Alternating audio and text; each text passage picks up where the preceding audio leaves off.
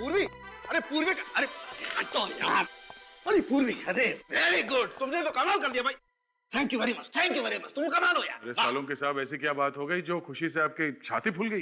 अरे यार तुम्हें पता नहीं, वो पूर्वी ने मुझे सलाह दी थी ना वो लेटर लिखने की। अरे भाई मैंने अपनी गर्लफ्रेंड को एक अच्छा सा लेटर लिखा, फूलों का गुलदस्ता भिजवाया और बस उसको गुस्सा तो गायब। क्या बात सर, ये तो बहुत ही अच्छी बात है, मुबारक हो सर। अरे भाई रहने दो, अपनी मुबारकबाद आप अपने पास रखिए, पहले भी झेल चुका हूँ यार मैं तुम्हें। अरे सर, गिफ्ट में कैंची दी आपने और गलती मेरी। अरे यार ऐसे वक्त पे कैंची की याद दिलाना जरूरी है क्या यार?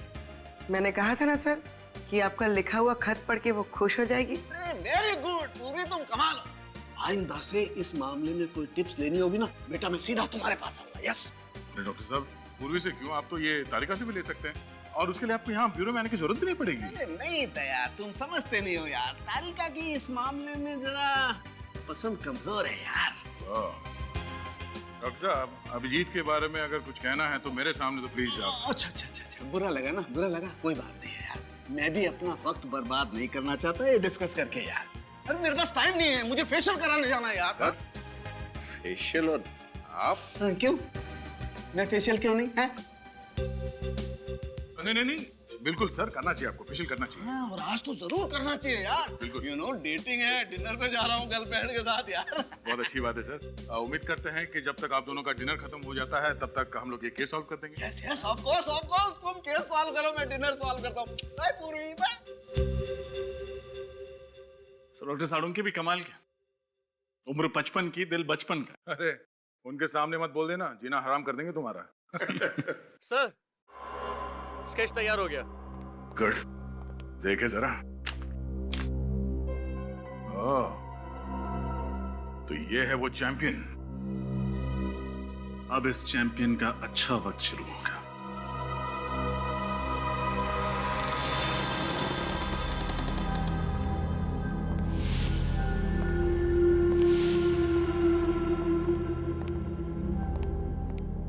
देखो कहां छुप के बैठा है।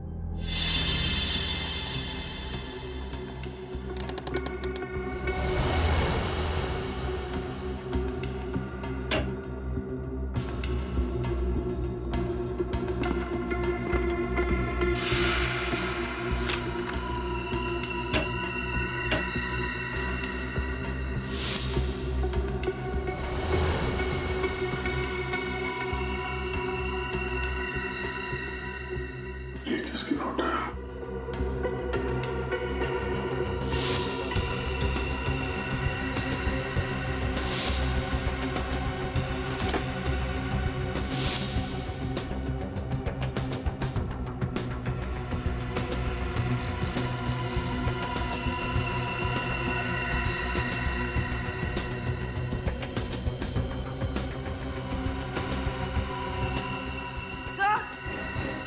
आप बोलिए।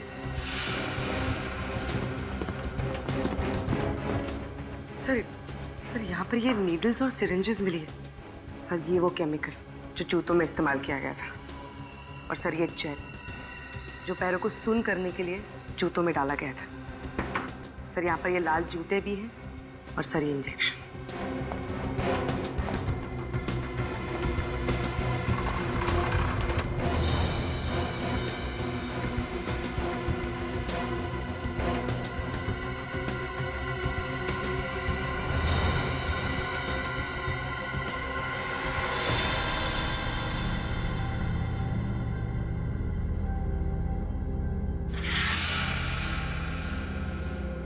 मतलब इन सब के पीछे पीयूष का ही हाथ है।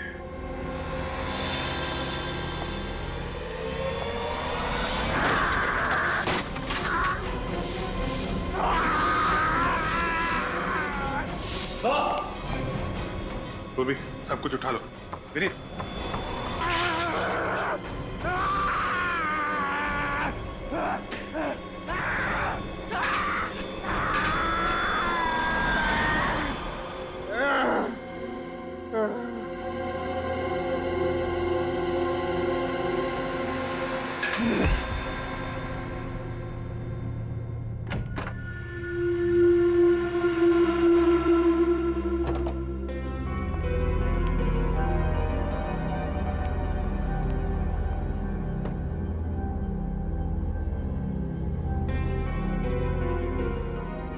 हैप्पी एनिवर्सरी प्रीति।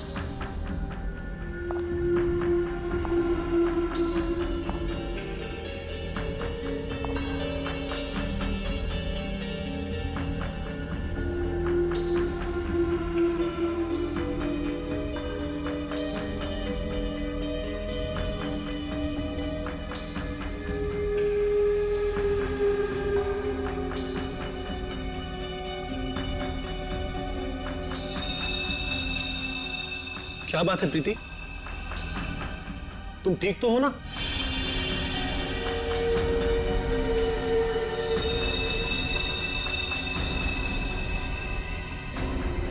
तुम कुछ बोलती क्यों नहीं?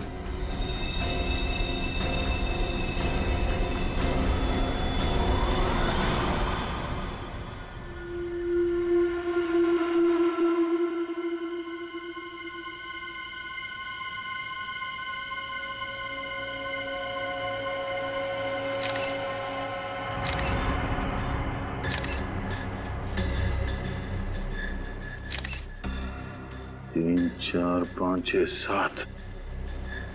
7 बार चाकू से घुपा गया इस विशाल को।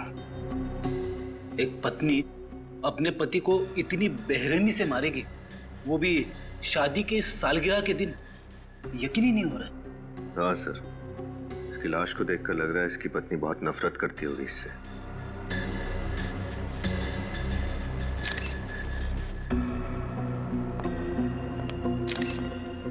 आप लोग कौन है विशाल के? हम लोग दोस्त हैं सर। दोस्त? कब से जानते हो तुम विशाल और प्रीति को? सर हम उन्हें कॉलेज टाइम से जानते हैं सर। इन दोनों के बीच रिश्ते कैसे हैं, संबंध कैसे थे? सर वो एक दूसरे से बहुत प्यार करते थे। आज तक कभी उन्होंने एक दूसरे से ऊंची आवाज में भी बात नहीं की थी। अच्छा, तो आज ऐसी क्या बात हो गई कि प्रीति ने विशाल को इतनी बेरहमी से मारा? कुछ समझ में नहीं आ रहा है सर, प्रीति ऐसा कैसे कर सकती है? सर विशाल आज सुबह बहुत खुश था।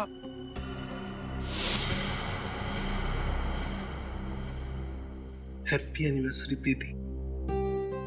मैं दुनिया का सबसे खुश नसीब पति हूं जो मुझे तुम्हारे जैसी बीवी मिली।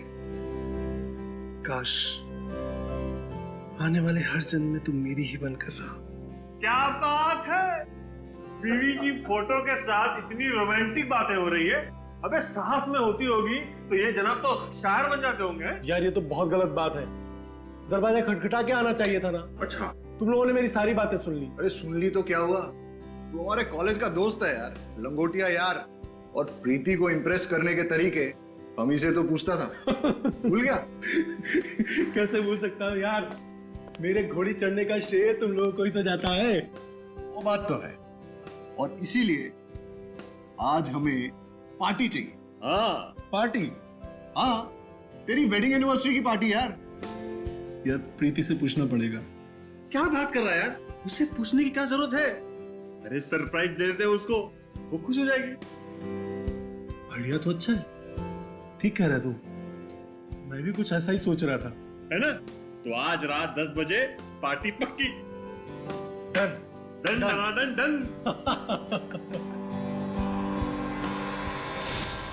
और फिर जब हम अंदर घुसे तो हमने देखा विशाल जमीन पे पड़ा हुआ था और प्रीति उसके पास बेहोश थी। और हाँ, प्रीति के हाथ में एक चाकू था, खून से सना हुआ।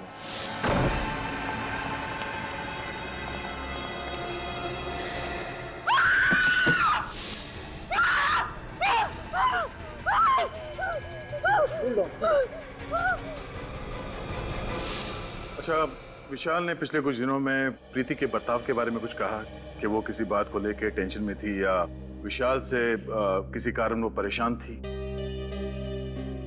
नहीं सर, विशाल ने कभी ऐसा कुछ नहीं कहा। हाँ सर, लेकिन वो ये कह रहा था कि आजकल वो प्रीति को टाइम नहीं दे पा रहा था। एक्चुअली काम में बहुत बिजी था। आखिरी बार आपने कब बात की प्रीति से? आज शाम को ही बात की थी मैंने उससे। वो बहुत खुश थी, बहुत ही खुश।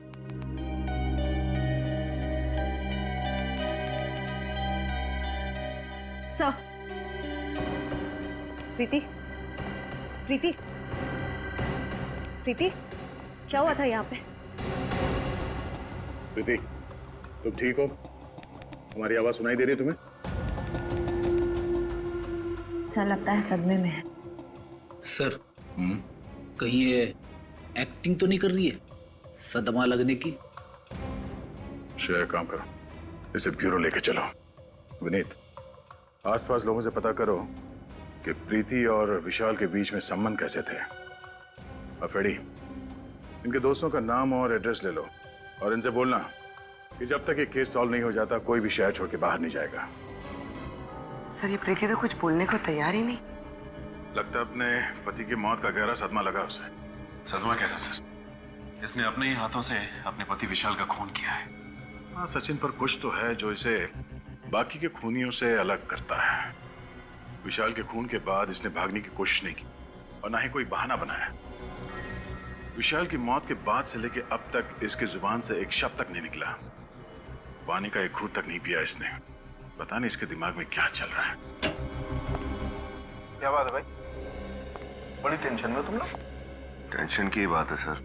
क्यों टेंशन क्या है? ये केस तो बड़ा आसान था यार। खूनी अपने आप पकड़ा गया, भाग दौड़ करने की जरूरत ही नहीं पड़ी तुमको। सर, जब तक खूनी अपना गुनाह मान न ले हम चैन की सांस नहीं ले सकते। और ये प्रीति, ये तो कुछ बोलने को तैयार नहीं है। बहरहाल भाई, प्रीति कुछ बोले या ना बोले, लेकिन मैं आप लोगों को एक बात बोलता हूँ। प्रीति के दिल में अपने हस्बैंड के लिए सख्त नफरत थी। नफरत? पर सर, इनके दोस्तों ने तो कहा कि ये लोग एक दूसरे से बहुत प्यार करते थे।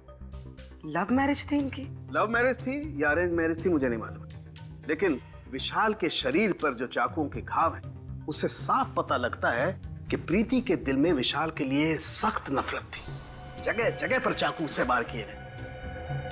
मुझे तो लगता है कि विशाल के मर जाने के बाद भी प्रीति उसे चाकू मारती रही। इतनी नफरत? प्रीति, तुमने विशाल का खून क्यों किया? हाँ? क्या वो तुम्हें मारता पीटता था, दहेज के लिए परेशान करता था, या किसी और से प्यार करता था? बताओ प्रीति, तुम्हें जवाब देना होगा। ऐसी क्या बात थी जिसकी वजह से तुम उससे इतना नफरत करती? नफरत नहीं, प्यार करती थी मैं विशाल से, और अब भी करती हूँ। विशाल की मौत के बाद जो खोया वो आप लोग नहीं समझो, और वैसे भी विशाल के जाने के बाद मेरी जिंदगी का कोई मतलब नहीं। अगर तुम इतना प्यार करते थे विशाल से तो फिर उसे मारा क्यों? क्या फायदा? वैसे भी आप लोग सीआईडी वाले मेरी बात का कहाँ विश्वास करेंगे? विश्वास करना है या नहीं, वो हम पे छोड़। पहले बताओ कि तुमने विशाल को क्यों मारा? मुझे नहीं पता उस दिन क्या हुआ। मुझे विशाल पर बहुत गुस्सा है और मैंने बिना सोचे समझे उसे मार डाला।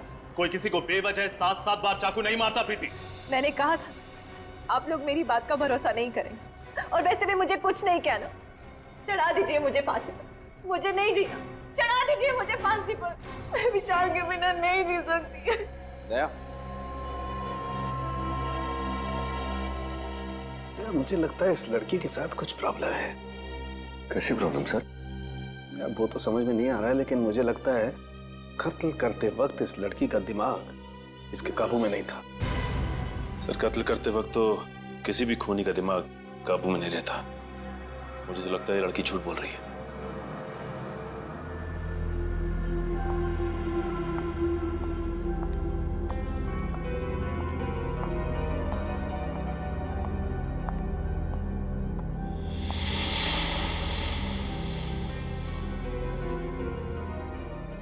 आ गई तू?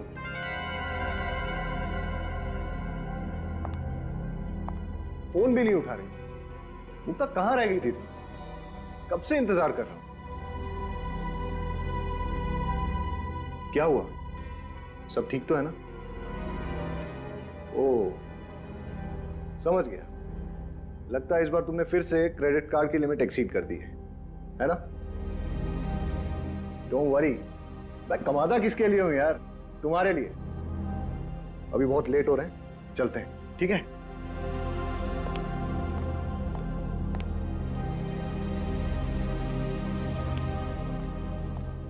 चलो, कम कम।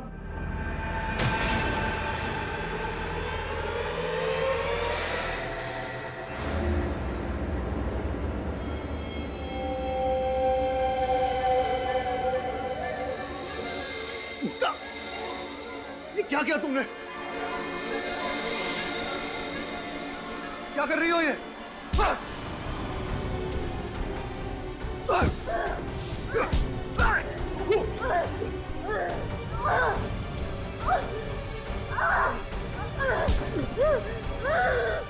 पागल हो गई हो? आवाज छोड़ो मुझे! उठाओ! सिक्योरिटी!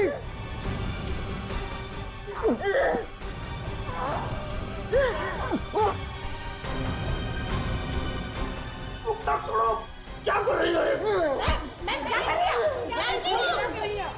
अरे छोड़िए, आप क्या कर रहे हैं? अरे छोड़िए मैडम। ठीक तो है ना सर? मुक्ता, ये क्या कर रही हो? पागल हो गई हो? होश में आओ!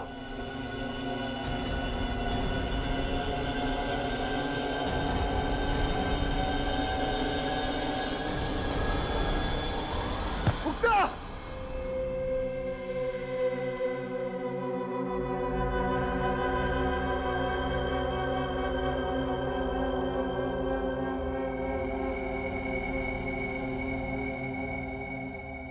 मुक्ता, अब कैसी हो तुम?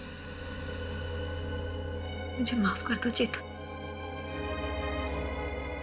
पता नहीं मुझे क्या हो गया था जो मैंने तुम्हारे साथ ऐसा बर्ताव किया। इतनी चोट पहुंचाई है मैंने तुम्हें। अरे, कोई चोट नहीं आई मुझे। देखो, देखो, एकदम हट्टा कट्टा हूं मैं। हाँ? लेकिन मुक्ता, आपने ऐसा किया क्यों? आपको ऐसे अचानक गुस्सा आने की वजह? मैं तो खुद हैरान हूँ। मुझे कभी गुस्सा आता ही नहीं है सर। और फिर बेवजह इतना ज्यादा गुस्सा कैसे आ गया, मुझे कुछ समझ में नहीं आ रहा। मुक्ता ठीक कह रही है सर। मैंने इसे आज तक किसी से ऊंची आवाज में बात करते हुए नहीं देखा। गुस्सा होना तो बहुत दूर की बात है।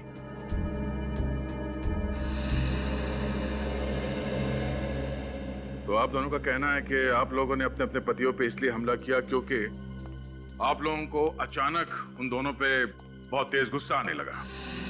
फिर हैरानी की बात यह है कि आप दोनों के पास कोई ठोस वजह नहीं थी उनसे गुस्सा होने की, राइट? जी हाँ सर। पता नहीं मुझे क्या हो गया था। वो तो शुक्र है भगवान का कि चेतन को कुछ हुआ नहीं, वरना मैं अपने ही हाथों अपने आप को विधवा कर लेती। 2 दिनों के अंदर ऐसे 2 हादसे होना कोई इत्तेफाक तो नहीं हो सकता। जरूर कोई बड़ा कारण है इसके पीछे जो इस वक्त हमें दिख नहीं रहा। और इस बात के तह तक पहुंचने के लिए हमारा ये जानना बहुत जरूरी है कि उस दिन आप लोगों ने क्या क्या किया था। सर, उस दिन विशाल ने मुझे सुबह उठाया, मेरे लिए ब्रेकफास्ट बनाया, मुझे बहुत पैम्पर कर रहे थे क्योंकि हमारी एनिवर्सरी थी उस दिन। फिर उनके ऑफिस जाने के बाद मैं तैयार होकर बाजार गई। वहां मैंने विशाल के लिए एनिवर्सरी गिफ्ट खरीदा। उन्हें म्यूजिक बहुत पसंद था, इसलिए मैं उनके लिए स्पीकर्स लेकर आई और फिर मैं घर चली आई। अच्छा ये बताइए, उस दिन आपने बाहर कुछ खाया था? नहीं, मैंने लंच घर पर ही किया था। उसके बाद क्या हुआ?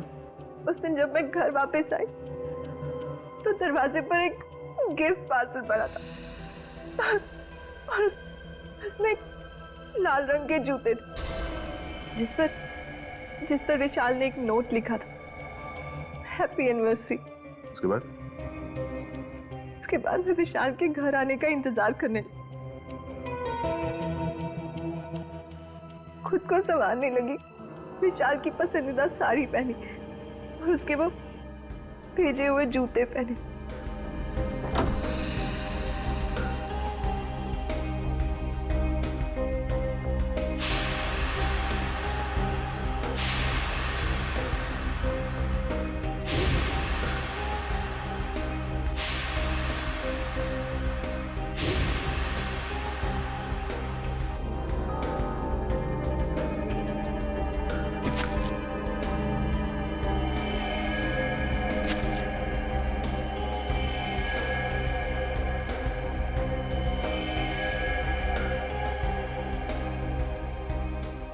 और जब वो घर लौटे तो मैं और मुक्ता जी, आपने क्या किया था उस दिन? सुबह होते ही मैं और चेतन घर से निकल पड़े। वो अपने ऑफिस चले गए और मैं अपने बैंक का काम खत्म करके मार्केट में ही घूमने लगी। फिर मैं एक जूते की दुकान में गई। ये बिल्कुल नया स्टॉक है मैम, आपको जरूर पसंद आएगा।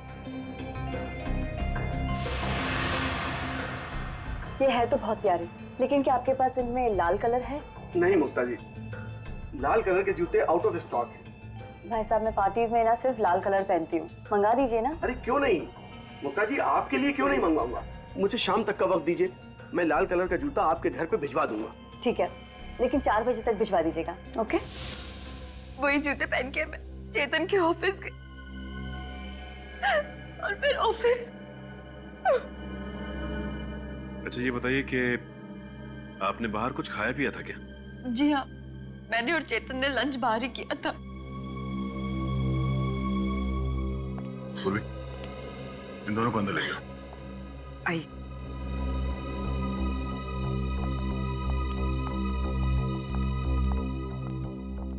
आई।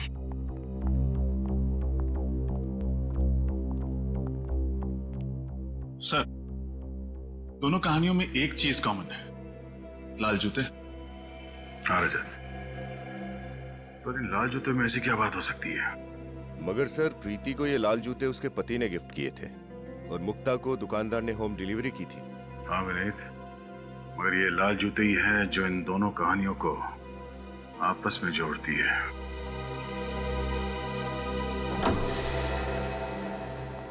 घर की अच्छी तरह से तलाशी लो, देखो लाल जूते कहीं मिलते हैं क्या।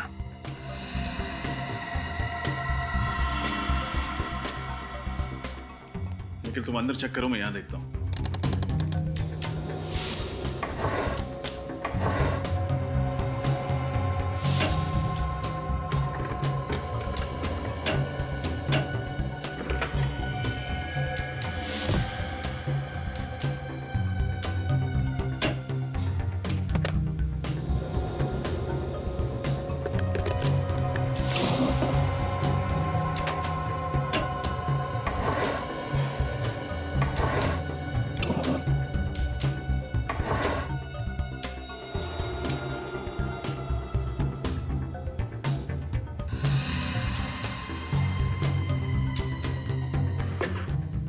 यहाँ तो कोई लाल कलर की लेडीज शू नहीं है।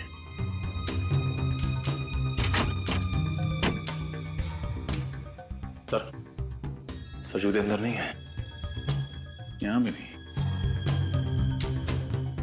चेतन, जूते कहाँ हैं? यहीं कहीं होने चाहिए सर। यहीं कहीं होने चाहिए, तो हैं कहाँ? नहीं सर, यहाँ पे तो नहीं है। सर, बेडरूम में भी जूते नहीं मिले। सर यहाँ भी नहीं मिले।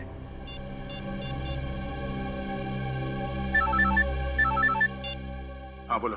हमने मुक्ता के घर को अच्छी तरह छान लिया, जूते नहीं मिले। इसका मतलब साफ है कि गड़बड़ उन जूतों में ही है, इसलिए हमारे पहुंचने से पहले खूनी ने वो जूते गायब कर दिए। ये लाल जूते गए तो कहाँ गए? सर, ये केतु है, मुक्ता जी के घर यही गया था जूते देने। सर मुझे कुछ नहीं मालूम सर, मैं तो सिर्फ जूते देकर वापस आ गया था सर। थोड़ा याद करके बता, जब तुम मुक्ता को उसके जूते देने जा रहे थे तो रास्ते में कुछ हुआ, शायद तुमने थोड़ी देर के लिए जूतों को लावारिस छोड़ दिया, या फिर किसी ने उन्हें बदल दिया, कुछ अलग, कुछ अजीब, कुछ भी।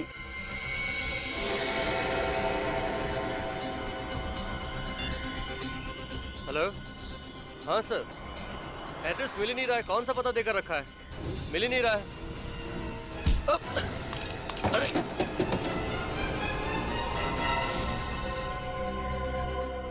तो इसका मतलब जो आदमी केतु से टकराया उसने जूते बदल दिए?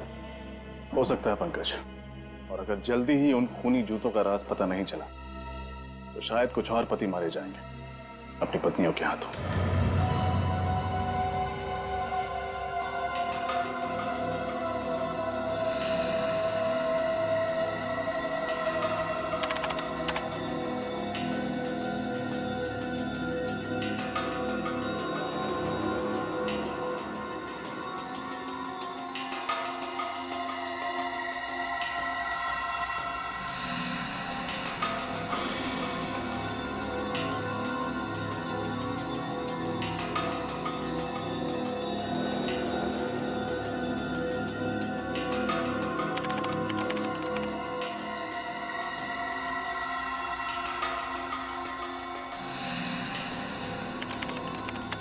आप लोग आप उठ सकते हैं।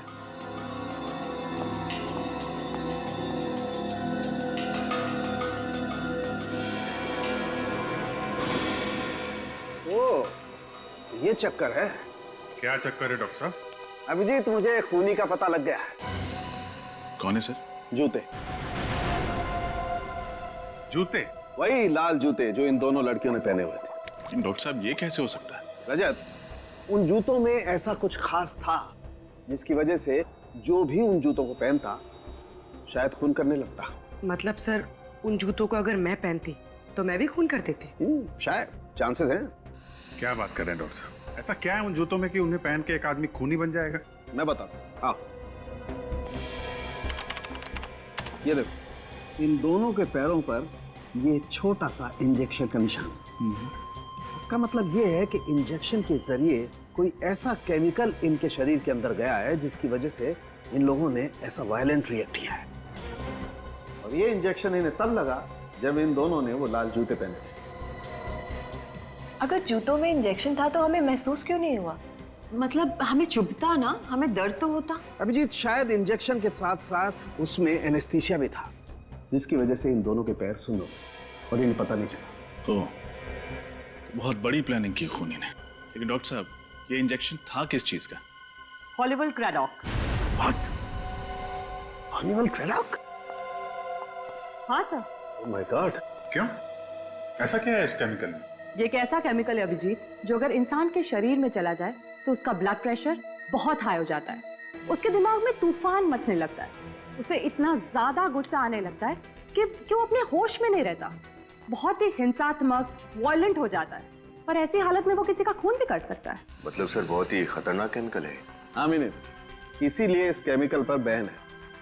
कई देशों में तो इस केमिकल को जानवरों पर इस्तेमाल किया जाता है, ये पता लगाने के लिए कि आखिर वो जानवर कितना वायलेंट हो सकते हैं। डॉक्टर साहब, ये बॉडी में जाने के बाद इस केमिकल को कितना टाइम लगता है असर दिखाने में? ज्यादा से ज्यादा 10 मिनट। 10 मिनट? लाल जूते और उसमें ये केमिकल वाले इंजेक्शन। सर, एक बात तो तय है, खूनी ने प्रीति और मुक्ता के बारे में अच्छे से रिसर्च की थी। वो जानता था कि मुक्ता का पसंदीदा जूतों का ब्रांड कौन सा है। इतना ही नहीं रजत, खूनी को अच्छी तरह से मालूम था कि कौन सा वक्त सही है उन दोनों के लिए अपने पति विशाल और चेतन को मारने के लिए। हाँ सर, अगर ये खून करने की कोशिश इन लोगों ने उस वक्त की होती जब वहां लोग मौजूद थे, तब शायद इनका प्लान फेल हो जाता। बिल्कुल हो जाता कि वहां पे मौजूद लोग विशाल को बचा लेते। असली खूनी को अच्छी तरह से पता था कौन से वक्त पे इस जुर्म को अंजाम देना चाहिए। सर, ये प्रीति और विशाल का घर में अकेला होना तो समझ में आता है, लेकिन मुक्ता तो चेतन के ऑफिस में गई थी ना, तो उसे कैसे पता चला कि चेतन ऑफिस में किस वक्त अकेला रहने वाला है? इस मुक्ता से ही पूछ लेते हैं। सर, कुछ पता चला ये सब कौन कर रहा था? अभी तक तो नहीं, और आप लोग चिंता मत कीजिए, बहुत जल्दी असली गुनहगार हमारे सामने होगा। मुक्ता जी, एक बात बताइए, आप ठीक उसी वक्त कैसे पहुंची चेतन के ऑफिस में जब वो बिल्कुल अकेला था? सर मैं तो 4 बजे जाने वाली थी, लेकिन इनका फोन आया था कि मैं 4 बजे ना जाके 6 बजे जाऊं। ये मीटिंग में बिजी थी। मतलब चेतन ने तुम्हें खुद 2 घंटे देरी से आने के लिए कहा? क्या कह रही हो मुक्ता? मैंने तुम्हें ऐसा कोई फोन नहीं किया था। मैं तो खुद हैरत में था कि इसे आने में इतनी देर क्यों हुई। अगर आपने फोन नहीं किया तो फिर किसने किया? ये फोन कॉल आपके मोबाइल पे आया था? नहीं सर, मेरे लैंडलाइन पे आया था। सचिन, पता करो 24 तारीख दोपहर 4 बजे के आसपास इनके लैंडलाइन पे किसका फोन आया था। अच्छा, आपने कहा कि लाल जूतों को पहनने के बाद आपको अचानक गुस्सा आया। ये लाल जूते की डिलीवरी कब हुई थी आपके पास? सर जूते की डिलीवरी उसके दिए हुए टाइम से बहुत लेट हो गई थी। मैं गाड़ी में बैठ के ऑफिस के लिए निकल ही रही थी, तब जूते वाला आया था। और वो जूता पहना कब आपने? इनके ऑफिस के नीचे सर। जूते चेंज करके ही मैं ऊपर गई थी। लेकिन सर, अगर खूनी चाहता था कि मुक्ता नए जूते पहनकर ऑफिस जाए, तो वो आखिरी मिनट तक इंतजार क्यों करता? मतलब ये भी तो हो सकता था कि मुक्ता नए जूतों को गाड़ी में ही रहने देती और पुराने जूतों में ही चेतन से मिलने चली जाती। हो सकता है रजत, पर उस दिन ये दोनों पार्टी में जाने वाले थे, तो शायद मुक्ता कार में जूते पहन लेती। और खूनी के पास अच्छा मौका भी था चेतन को मारने का, है ना, क्योंकि ये दोनों अकेले थे। पता नहीं हम दोस्तों के पीछे कौन हाथ धो के पड़ गया है। हमने तो किसी का कुछ भी नहीं बिगाड़ा। चेतन, दिमाग पर जरा जोर डाले। कोई पुराना किस्सा याद आता है? कोई पुरानी दुश्मनी, छोटी ही सही, कोई भी नाम? आप लोगों पे किसी पे शक नहीं है? नहीं सर। सर ये जुर्म तो एक उलझी हुई पहले की तरह होता जा रहा है। अगर इनका कोई दुश्मनी नहीं था, फिर कौन ऐसा होगा जो इतनी गहरी साजिश रचेगा इन दोनों को मारने के लिए? ये सब कुछ एक सोचा समझा हुआ प्लान है। खूनी ने ऐसा वापरा जैसे शतरंज के खिलाड़ी घोड़ों और ऊंट को वापरता है। हाँ सर, खूनी ने ये सब उन जूतों के जरिए किया है, उनमें इंजेक्शन फिट करके। इसका मतलब है वो जूते ऑर्डर देके बनवाए गए थे, तभी तो सोल के नीचे इंजेक्शन रखने का जगह बना पाया वो। सर फिर तो खूनी लेदर मार्केट भी गया होगा चमड़ा खरीदने। बिल्कुल गया होगा। उन सारी दुकानों में जाके पता करो जहाँ पे ये जूते बनते हैं या फिर उन्हें बनाने के सामान बेचे जाते हैं। सर उस नंबर का पता चल गया है सर। वो फोन चेतन ने नहीं बल्कि किसी अरुण कुमार ने किया था। अरुण कुमार? मुक्ता, आप किसी अरुण कुमार को जानती हैं? अरुण कुमार? नहीं सर, मैंने तो ऐसे किसी आदमी का नाम भी नहीं सुना। प्रीति तुम? मैं किसी अरुण को नहीं जानती। शायद विशाल जानता हो। अगर विशाल जानते किसी को तो मुझे जरूर बताते। हाँ अरुण कुमार, शायद एक अरुण था तो सही हमारे कॉलेज में, है ना? अरे नहीं, वो तो अरुण यशोधन था, अरुण कुमार नहीं। आप सब में से कोई भी अरुण कुमार को नहीं जानता, मगर वो आप सबको अच्छी तरह से जानता है। विशाल को क्यों मारा तुमने? मारा मतलब सर? विशाल? कौन विशाल सर? ये विशाल। अब कुछ याद आया? नहीं सर, इस आदमी को तो मैं पहली बार देख रहा हूँ। अच्छा, इसे तो जरूर पहचानते होगे। नहीं सर, अब ये कौन है? ये चेतन है। चेतन बन के उसकी वाइफ को फोन करते हो और कहते हो चेतन को ही नहीं पहचानते। कमाल है। सर मैं किसी और की वाइफ को क्यों फोन करूंगा सर? मेरी खुद की वाइफ है फोन करने के लिए। झूठ मत बोलो। फोन रिकॉर्ड से हमें पता चला है कि कल शाम 4 बजे तुमने ही मुक्ता को फोन किया था। मुक्ता? सर मैं इनमें से किसी को नहीं जानता। कौन है ये सब सर? और कल 4 बजे? हाँ सर, 1 मिनट। मैं कल शाम को 4 बजे बाजार गया था और एक आदमी ने मुझसे फोन मांगा था एक कॉल करने के लिए। एक आदमी को दिया था फोन कॉल करने के लिए। बड़ी अच्छी कहानी बना लेते हो। मैं कहानी नहीं बना रहा हूँ। आप खुद सोचिए, अगर मुझे जुर्म करना होता तो मैं खुद का फोन क्यों इस्तेमाल करता? किसी पीसी या किसी और फोन से कॉल नहीं कर सकता था क्या? उस आदमी की शक्ल याद है तुम्हें, जिसने तुमसे तुम्हारा फोन मांगा था? नहीं सर, थोड़ा जल्दी में था तो ज्यादा ध्यान नहीं दिया मैंने। ठीक है, अगर तुम्हारी ये कहानी झूठी निकली तो तुम अपने बच्चों को कहानी सुनाने लायक नहीं रहोगे।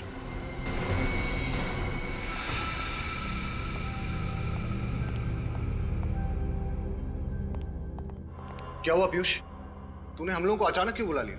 मुझे तुम लोगों से जरूरी बात करनी है। हाँ बोलना। मुझे लगता है वो वापस आ गया है। What? पागल तो नहीं हो क्या तू? अरे यार मैं ठीक कह रहा हूँ। विशाल ऊपर पहुंच गया, चेतन मरते मरते बचा। इससे पहले कि हम दोनों का टिकट कट जाए, हमें सब कुछ सीआईडी को बता देना चाहिए। दिमाग तो नहीं खराब हो गया तेरा? अगर सीआईडी को इस बात की भनक भी लग गई ना, तो तू सोच नहीं सकता वो हम लोगों का क्या हाल करेंगे। अरे यार जो होगा देखा जाएगा। यूं बेमौत मरने से तो अच्छा ही है ना। देख, अगर तूने सीआईडी को बताने की बात भी की ना, तो वो वापस आया हो या ना आया हो, मैं तुझे जरूर मार डालूंगा। अरे मुझे बचा ले यार। मैं पागल हो रहा हूँ, पागल। मेरा दिमाग फट रहा है, दिमाग। मैं मरना नहीं चाहता, मैं मरना नहीं चाहता, मैं जीना चाहता हूँ, मैं जीना चाहता हूँ। पीयूष, तू घबरा मत, कुछ नहीं होगा हम लोगों को, सब ठीक हो जाएगा। डोंट वरी, हम तेरे साथ हैं ना। मैं मरना नहीं चाहता हूँ, मैं जीना चाहता हूँ, मैं मरना नहीं चाहता, मैं मरना नहीं चाहता। Please help me. Come.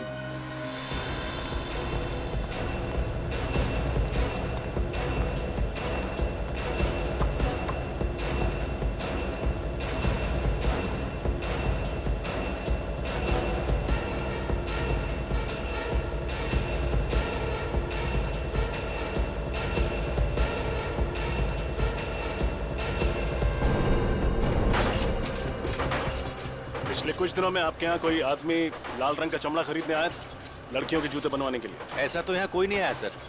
Sir आया था, मैनेजर साहब से मिला था। काफी कम लेदर चाहिए था उसे, वो भी लाल रंग का ही चाहिए था साहब। कौन था वो? चेहरा याद है उसका? मुझे तो नहीं साहब, मैनेजर साहब को याद होगा। ये मैनेजर कहाँ, बुलाओ जरा उसे। मैनेजर साहब छुट्टी पे गए हैं। छुट्टी पे गया। फोन लगाओ सर, बोलो सीआईडी ने ब्यूरो में बुलाया स्केच बनवाने के लिए। वो भी सब कुछ उठा लो। विनीत,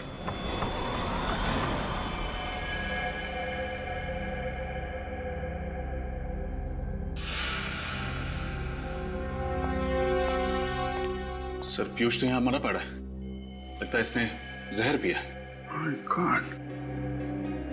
सर हमें तो लग रहा था यही सबको मार रहा है, फिर इस पीयूष को किसने मार दिया? इसका मतलब इसके साथ कोई और आदमी भी मिला हुआ था क्या?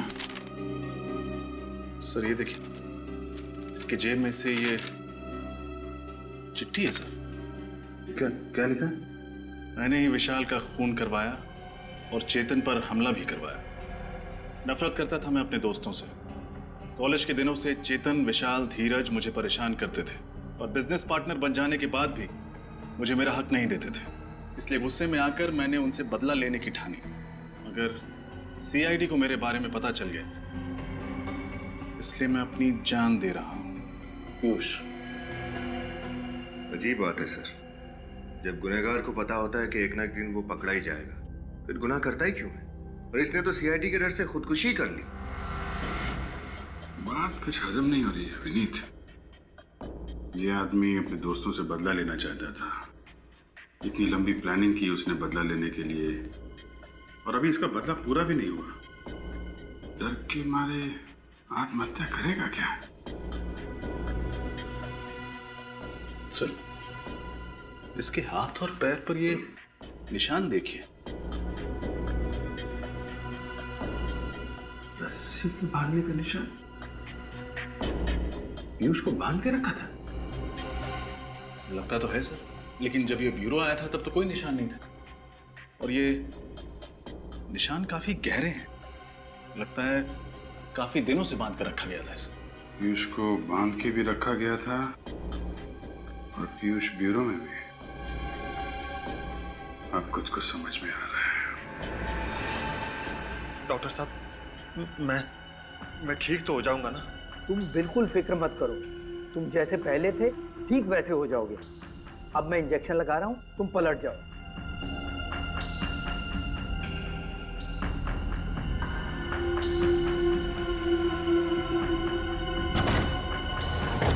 कौन हो तुम लोग? सीआईडी, पीछे हटो।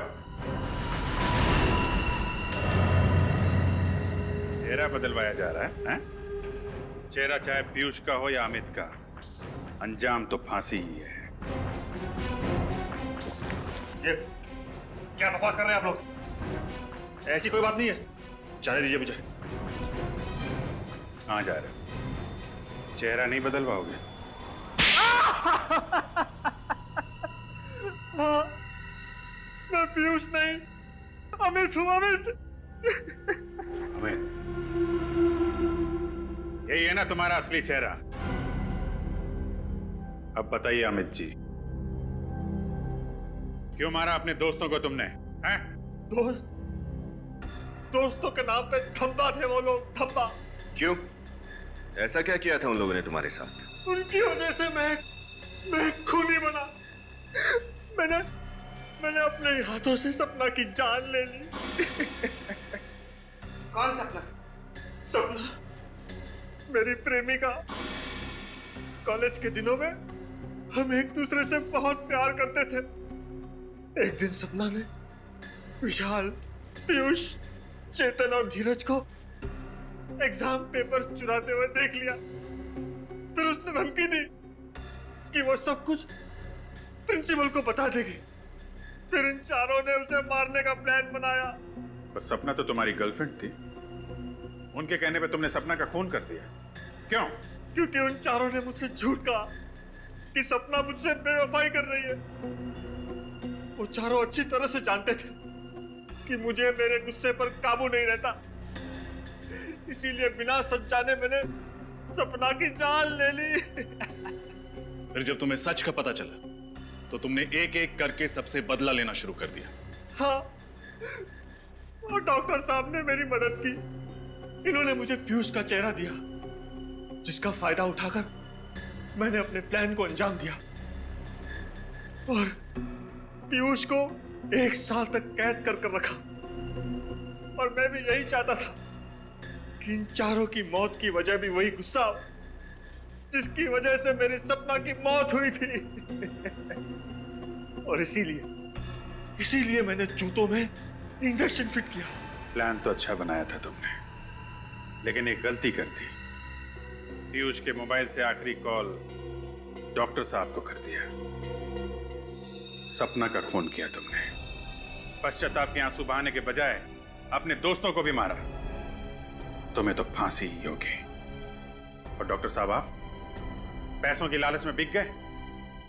आपका और इनके बाकी दोस्तों का हिसाब तो अब अदालत ही करेगी।